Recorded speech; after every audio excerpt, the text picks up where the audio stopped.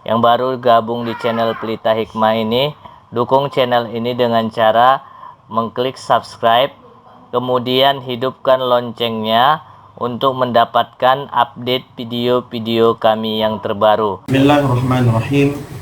Assalamualaikum warahmatullahi wabarakatuh. Waalaikumsalam warahmatullahi wabarakatuh. Alhamdulillahi wa kafa. Wassalatu wassalamu ala habibil mustafa wa ala alihi sahbihi ahli tuqa wal wafa. Ashhadu an la ilaha illallah wahdahu la syarika lah, wa ashhadu anna Muhammadan abduhu wa rasuluh la nabiyya ba'dah. Allahumma salli ala sayyidina Muhammad wa ala alihi wa sahbihi ajma'in. Tentu yang pertama kita bersyukur pada Allah Subhanahu wa taala. Dengan mampunya kita salat zuhur, itu adalah satu kenikmatan. Kenapa? Tanda sayang Allah kepada kita. Tidak semata-mata dalam bentuk uang, harus kita bersyukur. Bisa saja kita taat kepada Allah, itu adalah kesyukuran yang sangat luar biasa. Kita mesti menangis, kita mesti bersedih, kita mesti bertanya, apa salahku ya Allah, sampai kemudian Al-Quran tidak bisa kubaca. Apa salahku ya Allah, sampai kemudian malamku tidak bisa aku tahajud. Apa salahku ya Allah, sampai ada adik-adik SMP, anak murid kami sanggup sholat duha, aku tak mampu. Karena sesungguhnya may yuridillahu bi khaira yufaqihu fid din, kata Allah.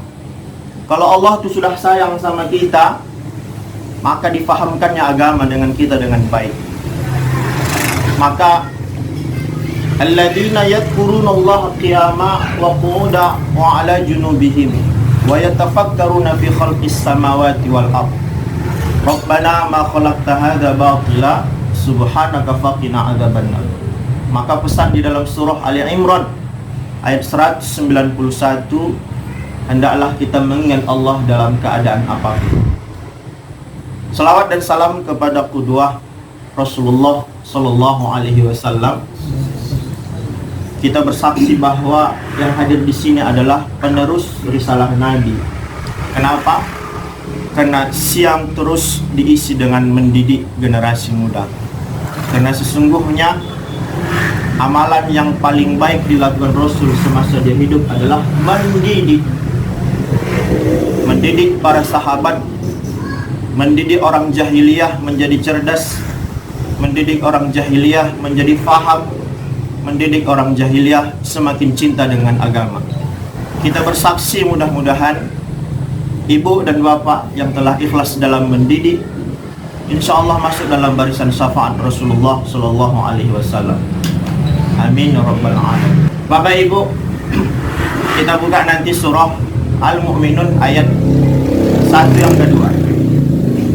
Surah Al-Mu'minun, ada surah Al-Mu'min, ada surah Al-Mu'minun.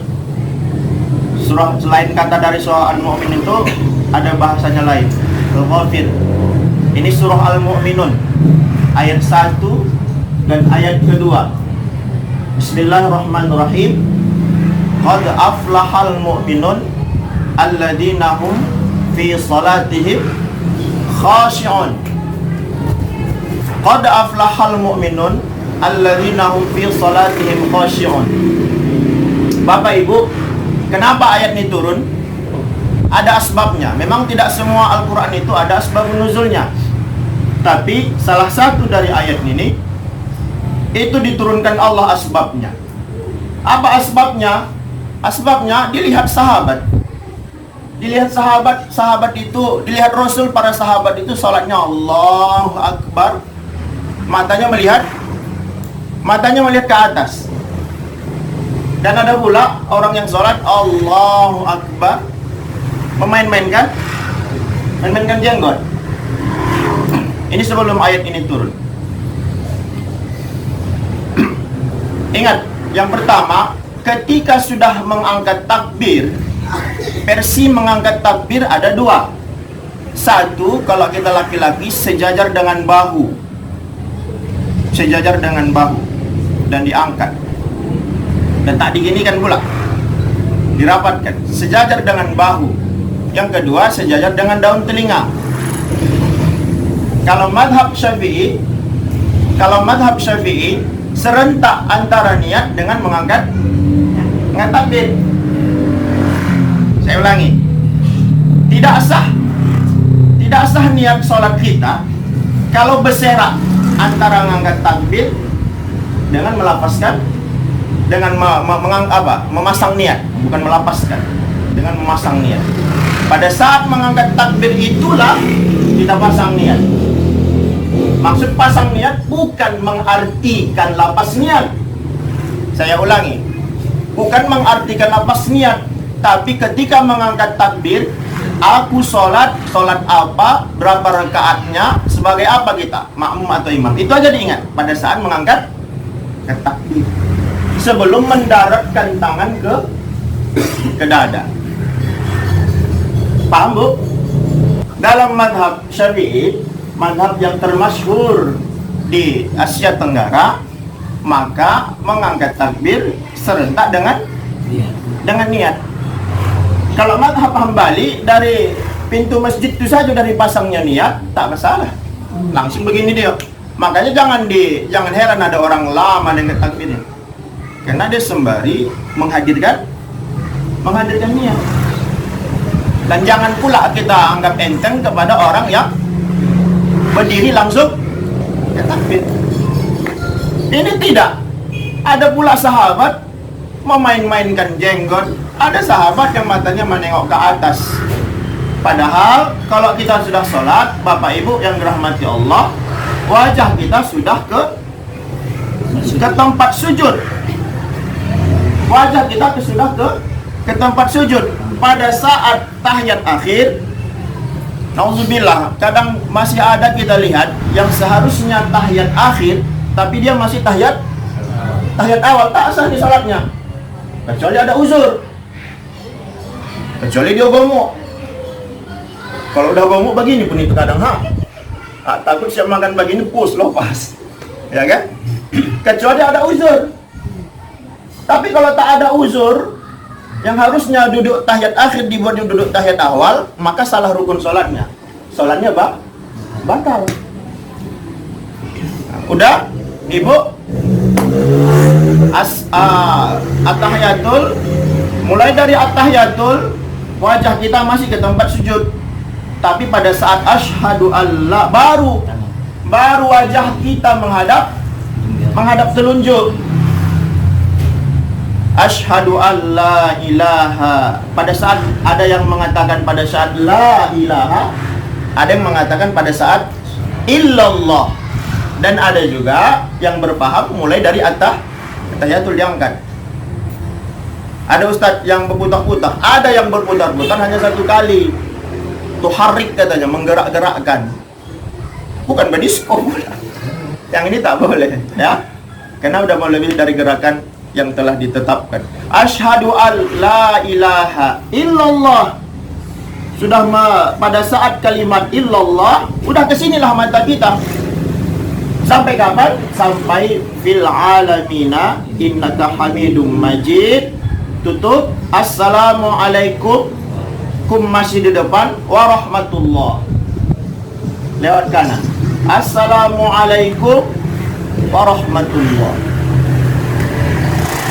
Masalah hendak disapu dari belakang ke muka tak masalah. Masalah disapu dari muka tak masalah. Masalah dikocuknya berbunyi tak masalah, terserah dia. Karena yang harus diperhatikan adalah rukun sholat. Jadi apa rupanya Ustaz yang mau kita bahas? Ada orang sholat tapi tidak pada makam khusyuk. Makanya dalam Nasahihul Ibad, Imam Nawawi Al-Bantani mengatakan, kayak gitu nih lah, cempuhang kalau makan nasi tak ada semangka. Bu, yang mana lebih baik? Jelapting ya Bu ya. Apalagi nanti ustadznya dua, itu biasanya. Biniku satu, anakku dua. Paham-paham lah lebih baik ya. Nah itu dia. Ya Bu.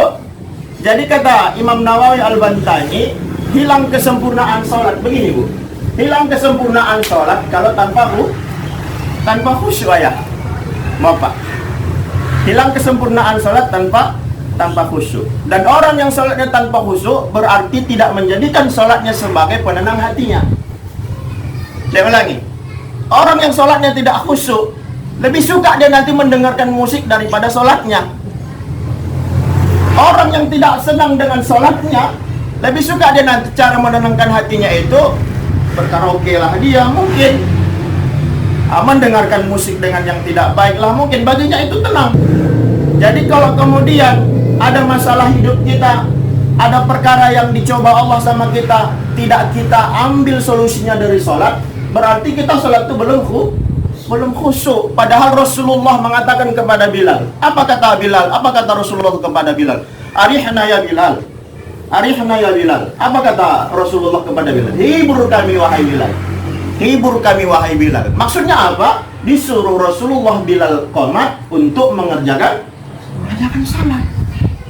Makanya kita terkadang di ujian nasional ada permasalahan anak, sesekali mungkin kita laksanakan salat berjamaah, zikir bersama, al-makturat bersama setiap Jumat pagi. Saya suka dengan SMP 10 itu. Sebelum ceramah itu Jumat pagi itu mereka baca surah Al-Kahfi 1-10. Semua guru-guru. Itu waktu guru kepala sekolahnya perempuan. Sebelum persepsi namanya Bu. Persepsi. Sebelum anak-anak masuk, mereka suruh membaca surah Al-Kahfi 1-10. Paling 1 bulan saja mereka belum hafal. Bulan kedua, bulan ketiga udah nggak hafal Quran lagi. Sudah hafal luar kepala.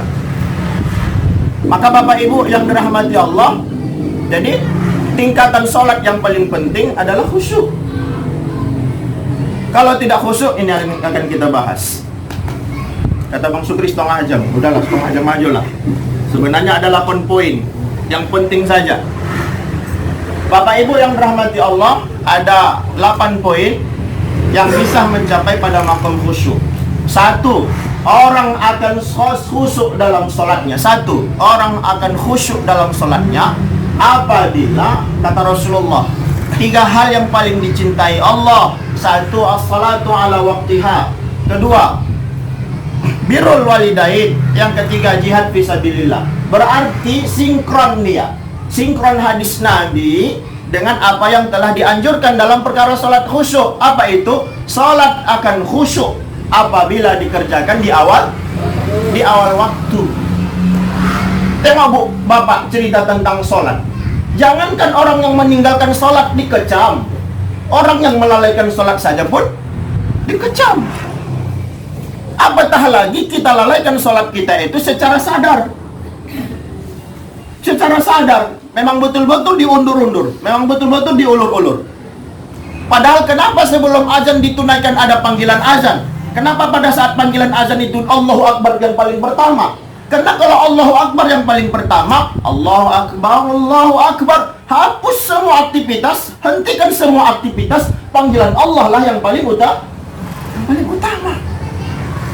Itu maksud dari esensi kalimat azan itu. Sehingga apapun ceritanya sebenarnya, kalau sudah panggilan Allah, maka kita harus bergegas. Wakakur siapa wakakur? Wakakur itu kan yang buat apa itu kan? Buat kurikulum. Nah, jangan sampai membuat kurikulum itu berbenturan dengan jadwal sholat. 15 menit, 20 menit sebelum sholat sudah steril KBM. Kenapa? Karena anak-anak harus diingatkan untuk sholat di awal waktu. Kalau terbawa ini kebiasaannya di sekolah, kita berharap terbawa juga kebiasaan di rumah. Tapi na'udzubillah min zalik, terkadang ada juga guru yang sepele terhadap sholat di awal waktu. Omong kosong kita berharap besar kepada anak didik kita, kalau kemudian kita pun ternyata dikecam Allah. Saya 5 tahun pernah jadi kepala sekolah. Sering saya katakan, kalau kita ini ingin sesuatu yang banyak kepada anak murid, tanya dulu ke kita. Kenapa? Permasalahan hari ini seorang guru adalah mau mengajar, tapi malamnya guru tidak mau belajar. Mudah-mudahan kita ini tidak. Insya Allah. Dari ibu lah besok nanti murid-murid ibu itu lahir wali kota di Tanjung Balin. Tak mengaminkan, mengantuk bang. Mengantuk bu hasil. Di bawah kipas angin pula bu. Ibu bapak adalah orang yang mulia di antara yang lain. Kenapa? Karena dari tangan ibu lah nanti lahir generasi-generasi yang mulia. Maka kita harus perkuat hubungan kita kepada Allah dengan menjaga sholat di awal, waktu. Kenapa? Karena tak tanggung-tanggung. 3 hal yang paling disenangi Allah. Kita saja bu, guru-guru nih, kalau tahu kita apa kesenangan kepala sekolah, tentu kita tunjukkan nih. Tentu kita tunjukkan. Ibu, kita kepala sekolah bapak atau ibu? Bapak itu ini kesukaannya. Bapak itu ini yang paling diharapkannya. Sedangkan kepada manusia saja bisa kita berupaya seperti itu. Kononlah kepada Allah. Maka kata Allah, aku suka sama orang yang baik sama ayahnya. Aku suka sama orang yang berjihad di jalan Allah. Dan aku suka sama orang yang mendatangiku di awal waktu. As-salatu ala waktiha. Maka salat akan khusyuk apabila dikerjakan di awal waktu. Apalagi kita yang laki-laki nih bapak. Terkadang kalau salat kita di rumah, bisa jadi kita mendatangkan lupa rakaatnya. Apalagi bang-bang udah repet sama bini. Kalau tidak diselesaikan itu rakaat itu, kalau tidak dijawab itu balik. Bukan di sana, di sini itu. Ya, bapak-bapak sekalian, bapak ibu yang dirahmati Allah, maka sholat di awal waktu ini harus menjadi ikhtiar kita. Kalaupun fawailul lil musallin, kalaupun pernah kita lalaikan, insidental. Artinya apa? Memang agak sulit pada saat itu untuk berjaga di awal waktu, maka mungkin wa'fu anhu, dimaafkan. Tapi kalau menjadi tabiat kita, na'udzubillah min dzalik, maka kita sudah mengangkangi dari perintah hadis Rasulullah sallallahu alaihi wasallam. Yang kedua, salat di awal waktu yang kedua, apabila yang kita baca itu mulai dari takbir sampai salam itu sesuai tajwidnya, sesuai tahsinnya, sesuai makhrajnya, bagus bacaannya. Artinya apa? Karena di setiap yang kita baca itu mengandung unsur yang harus diperhatikan di setiap huruf dan bacaannya bapak. Apalagi yang sering kita ingatkan adalah membaca surah Al-Fatihah. Membaca surah Al-Fatihah. Nah, mudah-mudahan ada di antara kita ini yang mahir di situ, maka fas'alu ahlad dzikri in kuntum la ta'lamun. Bertanyalah kepada yang ahlinya jika kita tidak tahu. Tidak akan mungkin bapak, kalau dalam pesan ulama ini tak akan mungkin dapat kita kenikmatan dalam sholat itu kalau bacaan kita pun masih bermasalah. Saya terkejut di Tanjung Balai ini, ternyata ada istilah ditokohkan, disolgani, dituakan, tapi berani memimpin menjadi imam sholat. Jadi tak bisa kita ujuk-ujuk menjadi imam kalau kemudian kita ini masih bermasalah dalam bacaan. Itu makanya dalam standar pemilihan imam itu harusnya memang menjadi imam itu adalah seorang pemimpin. Kalau seorang pemimpin bermasalah dalam menjadi imam, maka pemimpin menunjuk imam rotib, imam tetap yang sudah memiliki kapasitas dan kualitas yang baik dalam fikih sholat berjemaahnya. Maka bapak, tentu kita mesti memeriksa. Ibu, kita mesti memeriksa, sudahkah benar bacaan-bacaan kita di dalam sholat. Berharap kita sholat kita itu menjadi doa, ternyata doanya kesalahan. Ini saya ulang. Kan doa kita dulu ada 8 doa, 8 atau 7. Rabbighfirli warhamni wajburni warfa'ni warzuqni wahdini wa'afini wa'afu anni. Siapapun orangnya, butuhlah dia dengan 8 doa nih. Tapi doanya itu tidak sesuai dengan kaidah hukum tajwid dan tahsin, maka naik ke atas bermasalah.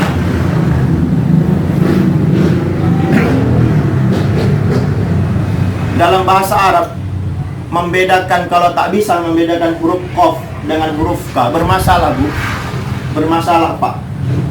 Kan ada itu kalimat qalbi dengan kalbi. Bahaya tuh. Hati kalau qalbi. Kalau kalbi dibacanya, kena ada doa ya muqallibal qulub. Kalau tak pandai dia mengkofkan huruf kaf tadi, dibacanya lah ya muqallibal qulub. Gawat. Allahumma ighfir lana dzunubana. Itu huruf dza. Kalau dzunubana, ampuni dosa-dosaku. Kalau dibacanya Allahumma ighfir lana junubana, selesai. Saya semalam protes sama guru-guru yang mendiamkan anak baca doa begini. Rabbi syrah li sadri wa yassir li amri wahlul 'uqdatam min lisani yafqahu qawli, katanya. Itu doa itu. Kalau doanya tidak sesuai dengan kaidah tajwid dan bacaannya, bermasalah doanya. Mana ada Rabbi syrahli? Ini wal asri innal insana lafi khusri, masalah. Yang ketiga, tentu tidak kalah penting. Yang ketiga adalah setelah bagus bacaan kita itu Bapak, setelah bagus bacaan kita itu Ibu, tahu kita apa yang kita baca. Yang ketiga ini apa? Mentadabburi bacaan sholat. Saya ulangi, mentadabburi bacaan sholat. Di dalam sholat, Bapak Ibu, di dalam sholat, kalau kita bisa mentadabburi ayatnya, maka kita bisa menyelipkan doa di situ. Ihdina iyyaka na'budu wa iyyaka nasta'in, sunnah di situ berdoa. Tapi doanya tidak boleh dilafazkan di dalam hati. Aqrabu ma yakunu 'abdu min rabbih wa huwa sajid fa aktsirud du'a. Kedekatan aku dengan seorang hamba itu pada saat sujud, fa aktsirud du'a, maka banyaklah berdoa. Jadi ada beberapa titik kita sunnah berdoa. Satu pada saat iyyaka na'budu, sebelum ihdina. Yang kedua pada saat sujud. Yang ketiga sebelum mengucapkan salam. Allahumma inni a'udzubika min adzabil qabr wa min adzabin nar wa min fitnatil mahya wal mamat wa min fitnatil masihid dajjal. Jadi kalau tak paham apa yang kita baca, kosonglah. Tak bernilai lah, tak berbobot lah di hadapan Allah. Yang terakhir ini yang unik. Yang terakhir, yang keempat, bagaimana agar derajat sholat kita khusyuk. Yang keempat rupanya banyak-banyak membaca Al-Quran. Terangsang itu. Dengan rajinnya kita membaca Al-Quran, menjadi rangsangan untuk menghantarkan kita sholat ke makom yang khusyuk. Dianjurkan dulu kepala sekolah kami, setiap sholat duha itu baca kalian Quran. Setelah baca Quran, bilang begini sama Allah, ya Allah, dengan kebaikan Al-Quran yang kubaca ini, lembutkan hati muridku. Sebut namanya. Karena mungkin ada di antara kita itu punya murid yang bermasalah. Makanya itu yang disebut dengan kekuatan doa tadi. Apa itu Bu? Kekuatan doa itu kita doakan dia tanpa sepengetahuan dirinya. Itu adalah salah satu doa yang makbul. Maka dibiasakan setelah sholat duha kita baca Quran, sebut namanya. Ya Allah, dengan kebaikan surah Al-Waqiah kah? Ya Allah, dengan kebaikan surah Muhammad kah yang kita baca? Maka lembutkan hati anakku, sebut namanya agar dia mencintai agama. Dan itu insya Allah menjadi sebuah pembuktian yang akan dijabah oleh Allah Subhanahu wa Ta'ala. Tahukah sholat kita ini benar-benar berkualitas? Maka salah satunya kerjakan di awal waktu, pahami apa yang dibaca dan pahami juga gerakannya. Dan yang ketiga, yang keempat, ternyata insya Allah rajin-rajinlah kita membaca Al-Quran. Tidak menunggu mak kita dulu meninggal baru kita baca Quran. Tidak menunggu bulan puasa baru kita baca Quran. Tidak menunggu ada masalah baru baca Al-Quran. Sesungguhnya baca Quran itu adalah menjadi kebutuhan setelah kita melaksanakan sholat. Setidaknya kalau tidak kita pegang mushaf dalam ketika setelah sholat.